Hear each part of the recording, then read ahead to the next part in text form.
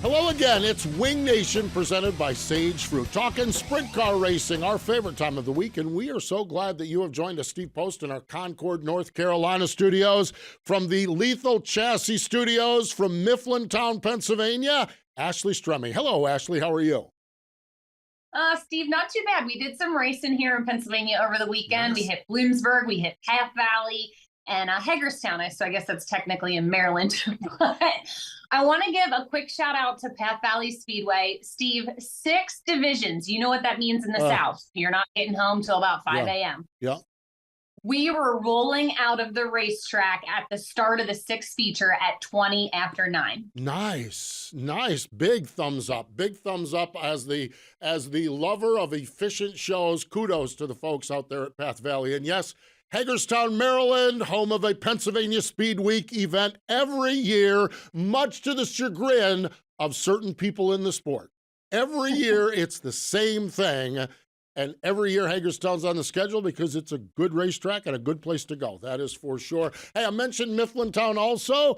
Your buddy, you're the woman from Mifflintown, but the man from Mifflintown, Keith Kaufman, had a birthday over the weekend. So probably closed down the streets. They might have even had a parade up there. Yeah. Ticker tape parade. Ticker tape parade just for a birthday for the man from Mifflintown. Fun stuff. And speaking of fun stuff, the World of Outlaw. NOS Energy Drink Sprint Cars rolled into Knoxville. And we always go to these rivalry places, and it's always like, okay, the Outlaws or the Posse or we come out of here with Brian Brown, a dominating, strong performance. We've talked to Brownie on our Tuesday show, and he said, I'm feeling pretty good about this. He's looking really good, that's for sure. He won on Friday night. Saturday night, it was David Gravel getting the win. Brownie finished second on Saturday night. Ashley, we come out of there looking like a lot of people are set up and getting really, really zoned in on Knoxville this year. Yes, it's hard to believe that it's just over, 6 weeks away, I guess maybe 8, August 9th through the 12th. Knoxville Nationals, what is it, the 62nd or 63rd at this point? I've lost count. But, obviously Brownie, a shoe regular there, but David Gravel has had a ton of success at Knoxville as well. So it'll be interesting, or, there's always this other guy named Donnie Schatz and Brett Sweet. So who knows? Yeah, exactly. This is all, I'm just sitting back watching this. And Brad had moments on the weekend where he looked really, really fast, no doubt about it. And then you just kind of sit back and say, all right. But that Saturday night in August, many times is reserved for the number 15 car. He looks better this year than he did last year. And he certainly figured out a way to get it done, that's for sure. So neat stuff. We're going to talk a lot of Midwest on today's program. Justin Henderson joins us. Of course, he is a Huset's and Knoxville regular. Justin's such a unique guy because he spent time in Pennsylvania. He spent time with the World of Outlaws. Now he's a Midwestern guy. Always good to catch up with Justin Henderson, Ashley. Yeah, transplant for sure all over the country when it comes to sprint car racing. Just a great guy, pretty down to earth.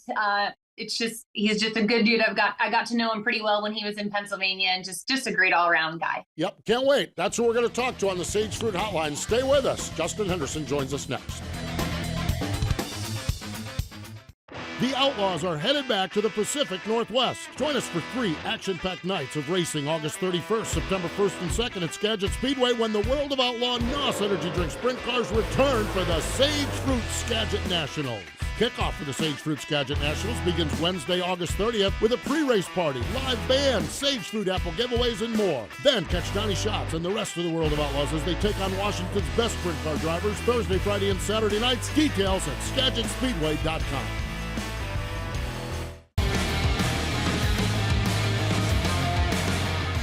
Welcome back. It is Wing Nation presented by Sage Fruit. Let's go to the Sage Fruit Hotline. Joining us from somewhere in the vicinity, if not in South Dakota, is Justin Henderson. Hello, Justin. How are you? Doing really good. Just in Sioux Falls having a little lunch today with Subaru, Schulte Subaru behind me. Used to be a longtime sponsor, so that worked out well. Worked out good, taking care of the sponsors. And what did I hear? Your parking lot painting business, you're staying busy with that. Is that what the game plan is today? Yep, extremely busy. We've been Well, there's not enough time in the day. We're stacked. Well, that's good. That is good. Throw a race car in, and being Maximus's dad, it sounds like you've got things going really, really well. Justin, let's talk a little bit about the racing. I look at your season, kind of assess how it's been thus far. I think you're 14 races in. How are things going there? Not great this year. We're struggling quite a bit. I killed a car last week, put a new car together for this week at Huset's, and then just caught the backstretch gate and ripped my wheel off there at Huset's last night. So we had a flat tire. So just a lot of little things that way. We're kind of starting to hit our stride with the BDS car. Had a decent show down in Knoxville last couple weeks ago. Ran fourth, led part of it. So we're making gains on both sides of the ball. Right now, I'm just trying to get used to this new car, and I think we're going to be pretty good. It wasn't far off before I ripped the wheel off. Rip a wheel off, no big deal. With that being said, obviously not what you're wanting, but obviously a lot to build on. You talked about the BDS Motorsports #1. You had a podium finish at the Knoxville Nationals with them. What's it been like just joining them and building what you guys are building? Yeah, a lot of success in the past, like you said. So, of course, our expectations are high. I think we had 2 top 5s at the Knoxville Nationals, and that's all that, that's definitely where we want to be this year. And we are, we're getting used to the new tire. There's a lot of things that happened at once. We haven't worked together in a very long time, and since then, a lot of things have changed. So we're trying to find the combination that works right now. We've got different motors than we had then, but the cars are the same. So I think that it'll come to us here real soon. What have you learned about this tire? Not enough, apparently. I think, I don't know. I feel like it's definitely hard to be comfortable. I can tell you that. Yeah. And I don't know. And the guys that are comfortable have a lot more over it than me right now. It seems to not really want to pick a side to drive on. So it's kind of going left to right on its own and sashaying. It's almost harder to hang on to down the straightaways than it is in the corners. So learning there, trying to get the car, working a lot with the shocks and the front end geometry, and just trying to change a few things to make it more stable. With something like this, obviously, you can go test, but what are you essentially going to test? So the learning curve that it throws at you, obviously you're learning as you go, minute by minute, as the night rolls on, but is there any consistency whatsoever that you guys are learning with this tire week to week? No, that's a good point. Not really. And like you say, you can go test, but then you don't have the bad air that you deal with when you're racing. You're just out there by yourself, and usually track conditions aren't going to be really close to what they are on race night. So you'll get really good at running out in clean air by yourself. And qualifying is the most important thing in the world right now. And pretty much, and I don't necessarily agree with putting your quick timers on the front row on the pole of the heat race, and nobody has to pass anybody, and you literally don't have to pass anybody and you can win the night.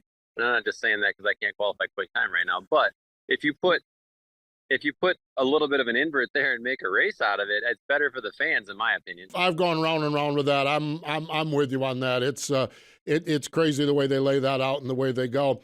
When we look at a little bit bigger picture here, you just come off a World of Outlaws weekend at Knoxville, going to Huset's for $250,000 to win. I would dare say, what's your take from the Midwest perspective on where we're at with sprint car racing and just kind of the state of the sport at this point? We're very happy with where we're at with the state of the sport right now. I think that, tracks have been thrown a curveball with the tire, and we've seen a lot more rubber this year than we've normally seen. But I don't think that'll take long for these guys to adjust. And I also think that the state of sprint car racing, like you said, there's more big races now than there's ever been. The competition is phenomenal. You can't go anywhere and say, no, that's an easy pass or that's whatever. Every single person is tough. Obviously, a Knoxville regular, and Knoxville being a staple for many, many years, but Huset's going away, coming back. Obviously, the High Bank Nationals this weekend. What's it been like to be able to race back there again and kind of have them back on a Sunday? It's been really nice to be able to race there on a Sunday, just 30 miles out my back door, and to be able to race for $5,000 or more every single Sunday, like you said, with minimal expenses, has been really nice. Once we get on our game, it'll be optimal. But between that and Knoxville, Knoxville's really only 4.5 hours away. It's not that big of a deal, and we're very lucky. And Jackson's got a lot of race. We're very lucky right now. If they haven't had anything like that for us here up in the upper Midwest my whole life that I know of. Yeah, it is. It's amazing. It really, truly is. Really good stuff. Hey, Justin, hang in there with us. Everyone else, stick around. We're going to have more with Justin Henderson coming up in just a moment. The Outlaws are headed back to the Pacific Northwest. Join us for 3 action-packed nights of racing August 31st, September 1st and 2nd at Skagit Speedway when the World of Outlaw NOS Energy Drink Sprint Cars return for the Sage Fruit Skagit Nationals.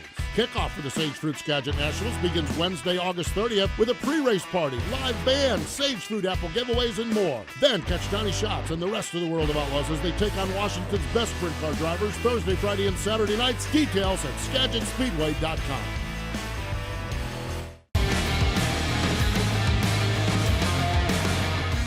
Welcome back. It's Wing Nation presented by Sage Fruit. Let's go to the Sage Fruit hotline. We're chatting with Justin Henderson. Justin is up in a parking lot where the team and crew are working up there in South Dakota and having a good time.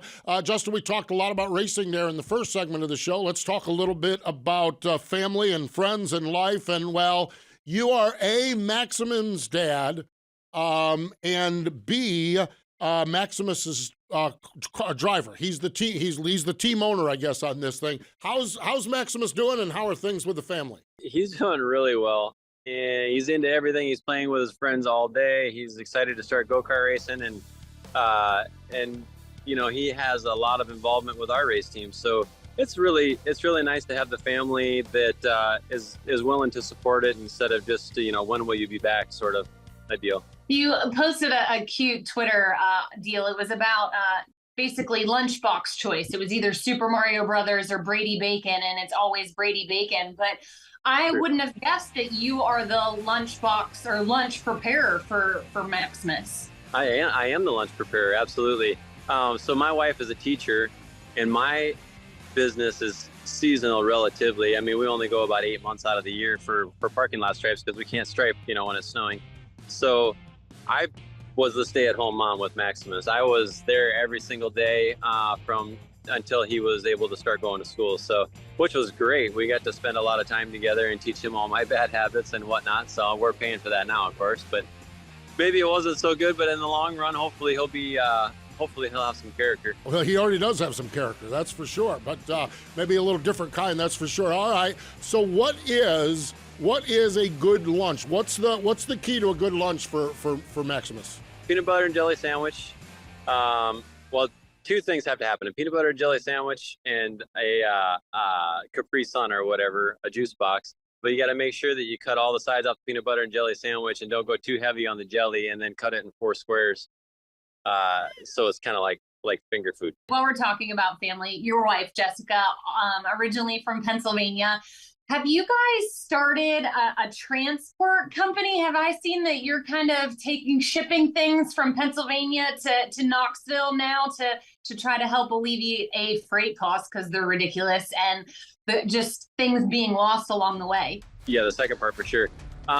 So it's actually my father-in-law, and it was kind of his idea and my idea together because they come out to see us a lot now that he's retired, and they love to see Maximus, of course, and maybe me a little bit, I'm not sure, but when he was trying to find a way to make money and kind of offset the costs, and I mean, being retired, I suppose you don't want to spend all your nest egg there, so bought a really nice little aluminum trailer that he can lock up, and it's secure the whole time, and you don't have forklift drivers playing hockey with it on the shipping floor, and that it's going to be safer. I don't know if the shipping costs are much. They're a little bit less through Dan, I should say. But he's also tied to the racing community. He raced sportsmen's for a long time in central Pennsylvania, and that's how I met Jess, was at the racetrack. So they've been in the racing family for a long time, and those people that know Dan, we have already started using him to ship stuff. That is really, really cool. So good to see that. Good to see that because Ashley knows. She talks about this all the time with the chassis business. My gosh, getting things from one place to another is a nightmare. That is for sure. Yeah, just really, truly. Yeah. So he delivers right to the racetrack, does he, or to shops, or how does that work when he gets to the destination there? Yeah, pretty much to the racetrack works best, or we can meet people wherever. Chassis, motors. Not a lot with wings, DMI parts, Winters parts, there's so much comes out of Pennsylvania in the racing industry. So for him, it's quite easy to make the pickup and bring it out here and deliver. And then a lot of times instead of deadheading, he'll take back people's used up motors that need to go back to get freshened either at Riders or HPs or OTS, so it works really well. I love it, because I'm probably going to text you later, because we might have to take service to this as well. Maybe have a stop in Illinois or somewhere along the way. We don't necessarily go to Iowa too much, but definitely between Ohio and Illinois. Yeah, he's making stops in Illinois too, so all the time. Perfect. I love it. Well, that being said, obviously racing, painting lines, your dad, your wife, obviously you're busier than all get out, but on a free day when you have nothing planned, is there a trip? What are your things to do? What is it that you love other than racing? Probably just try to go with Maximus and Jess and do whatever they're doing for the day. I'd love to go golfing if I get a chance. That's so far and few between. And I got an old man back now, so it's not, always comfortable. I love to go on mountain bike rides with my brother Sammy if I can, and watch him just drive away from me. But it's good training for cardio and looking ahead and stuff like that. So is it mountain biking that you're doing, or road biking? Mountain biking, mainly like single track trails, which are a lot of up and down and turns and jumps and stuff like that. Yeah, I've got some friends that do that. My gosh, that is crazy. That is a workout. That is for sure. I'm not that good, just to preface that. I crashed a lot already. So glad I wear a helmet. I'm glad I wear a helmet. I was thinking about, I got myself a nice eggshell helmet, kind of like, an Evel Knievel style one, but I was thinking about wearing a full face helmet as much as I go down. Hey, I want to jump back into the racing world. Not that this is how you wanted it to go, but I think it was Friday night, you had a mag problem in your hot laps, and you just decided instead of starting last all night long, you were going to scratch and sit in the stands. What's it like to sit in the stands at Knoxville? It's got to be a different perspective for you. Absolutely. First of all, that wasn't my decision. And then 100%, when I go across the racetrack there and sit up, you can see a lot more from up there. Plus, it's fun to see my son's reaction to the different things that happen on the racetrack. I would love to see his reaction to me on the racetrack. I don't get to see that very often, but I guess it's pretty animated. But just to see how he acts during the races, and he's really interested in it. I mean, it's not like he's doing other things. He's paying attention. So he's at that age where it matters to him. Justin, we're going to let you get back to it there. We appreciate the time, and we wish you the best. I know there's a big check at Houston's next weekend that you're going to be gunning for, and a lot of big races this summer. We appreciate the time. Thanks for joining us here on Wing Nation. Thanks a lot, Steve and Ash. I appreciate it very much, and I will see Ashley probably out there in Pennsylvania sometime this year, and talk to you later. You got it. There we go. Justin Henderson joining us on the Sage Fruit Hotline. Stay with us. More in just a moment.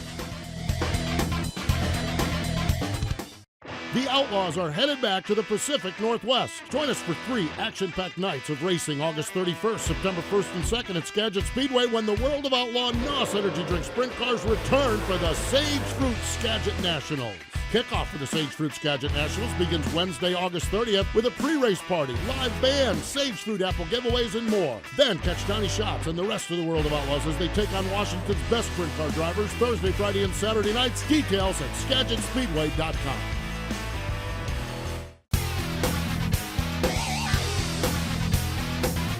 Welcome back. It is Wing Nation, presented by Sage Fruit. Talking sprint car racing, and Ashley, always good to talk to Justin Henderson in the parking lot. I think I heard some car horns one time, so I don't know if he was that guy in the parking lot, though. I don't know.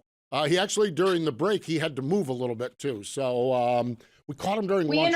Chips and queso. Yeah, we did. We interrupted chips and queso with him. So there you go. And had him standing in a parking lot with his phone. So great stuff. Always love catching up with Justin Henderson. And boy, the eyes of the world on the Midwest coming up. But Ashley, I had one of those moments Saturday night. Fremont, the Tezos All-Star Circuit of Champions Ohio Speed Week. It was the $10,000 to win Rick Ferkel Classic. And a last lap pass involving Danny Dietrich. It was like I had a flashback. And this time, if you're a Double D fan, I think it went a little bit better than the last time. Yes, he was leading the last time, and Cole Duncan got the final corner pass. So things were a little twisted the last time. Yeah, no doubt about it. Now, Cap Henry led the first 39 laps, and Danny, as he goes into turn number 3, is thinking about what Cole did to him last year, and did the same thing to Cap Henry and got the win. And, Danny's had an interesting season. He's been so strong. That's only his second win, But Ashley, in 41 races, 20 top fives. When you are batting about 500 on top fives, you're having a really, really good year. It's been interesting for Danny that he hasn't been on the front stretch in victory lane, but he's been there a lot on the podium. Most definitely. I mean, we've talked about it numerous times. He's super strong. He's just been the bridesmaid a lot. Unfortunately, when you are a race team that is not running for points anywhere, those consecutive top fives don't mean anything. You know, they're there to win and that's it. So I know Danny's not pleased with their season because it doesn't reflect their strength, but he has been consistent. Well, and the difference in pay from first to second is significant as well. But who knows, Double D, we're recording this on Monday. By the time you watch this later this week, he could have a few more wins and be adding up all kinds of money. And we're getting into that time of year where Danny gets on his horse. The car's been good, that's for sure. I love this story. Huset's, of course, we spent a lot of time talking with Justin Henderson about it. We had a chance last year, went up there to do the High Banks National. We did our road shows. And met a kid, Riley Goodnow, he's young 20s from over in Knoxville, Iowa. Family team, they race weekly at Knoxville, at Huset's, plus some other tracks. They just drag their sprint car around everywhere, Ashley. And Sunday night, drug it up to Huset's and he parked it on the front stretch. I love these family stories like this. That's what our sport was built on. The foundation came from family-owned sprint car racers, you know, and then, you know, team owners came in and changed our sport, not in a bad way, just It's awesome when you see a wholehearted family effort be able to do something like that in his second career 410 win. Yeah, his first one was a couple years ago in Jacksonville, Illinois. This one at Huset's. They've been dragging that car up to Huset's 4.5 hours for 3 years, and he finally won a race on Sunday night. So congratulations to Riley Goodnow. Other winners, Jeff Halligan picked up his first win of the season at Port Royal, and Freddie Raymer is that guy this year. He's that guy we're talking about a lot this year, his 8th win of the season. Blake Nemi and Bill Baylog were IRA winners. A big, big weekend, but Ashley, it is getting really, really busy coming up, that's for sure. King of the West NARC Series. Man, I love what's going on the West Coast, and they are headed north. They are for the fastest 5 days in motorsports, Thursday, Friday, Saturday, Sunday, Southern Oregon, Douglas County, Willamette, Grace Harbor. I love that it's 5 straight days. There's no breaks, so like it's intense. It really is, and they keep building up because then next Tuesday they're at Skagit, and that rolls into the $62,000 to win Jim Raper Memorial Dirt Cup. Ashley, and you see this now, I mean, the All-Stars sanction the Tusky 50, but boy, a $62,000 non-World of Outlaw race is really cool, and I can't wait to see who gets out there. Yeah, I mean, $62,000 on the line is a big payday for sprint car races, especially out there on the West Coast. So it's awesome to see what they've created here. Sure is. Ohio Speed Week builds up throughout the balance of this week. One of our buddies, Jeff Niddle, is putting together a big party on Saturday night at Portsmouth. Ashley, this guy, he posted something this week. I meant to look at it. Like 228 different sponsors. That adds up to 22,554. This has become a really good exclamation point on Ohio Speed Week.